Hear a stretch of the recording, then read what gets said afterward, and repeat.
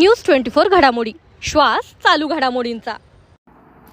नगरच्या urban bank रोडवरील काटेगल्लीत चहाची गाडी आगीत भस्मसात, चहावाल्याची झोप उडाली, पहाटेच्या आगीत उडालं सगळं। नगर शहरात आज पहाटेच्या शांत वेळेत एक धक्कादायक घटना समोर आली आहे।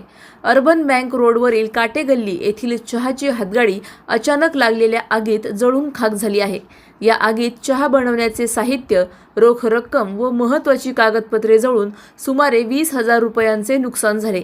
फिर्यादी गणेश दामोदर शिरोलीकर यांनी कोतवाली पोलिसात दिलेल्या माहितीनुसार त्यांच्या चहाची गाडी गेल्या काही दिवसांपासून बंद होती, कारण भाऊ कृष्णा आजारी होते।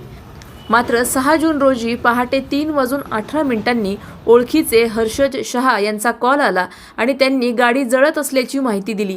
तात्काळ अग्निशमन दलाला पाचारण करण्यात आले। काही वेळातच आग विझवण्यात यश आले, पण तोपर्यंत गाडीतील गॅस शेगडी, पातेले, ड्रम, ATM, पासबुक, उधारीच्या डायऱ्या व रोख रक्कम अशा अनेक वस्तू जळून खाक झाल्या होत्या। सुदैवाने जीवितहानी टळली असून आगीचे कारण अद्याप स्पष्ट झालेले नाही। कोतवाली पोलिसांनी घटनेची नोंद घेतली असून अधिक तपास सुरू आहे।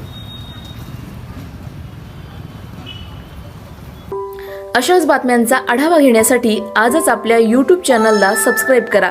बातमी आवडल्यास लाईक करा आणि इतरांपर्यंत शेअर करा।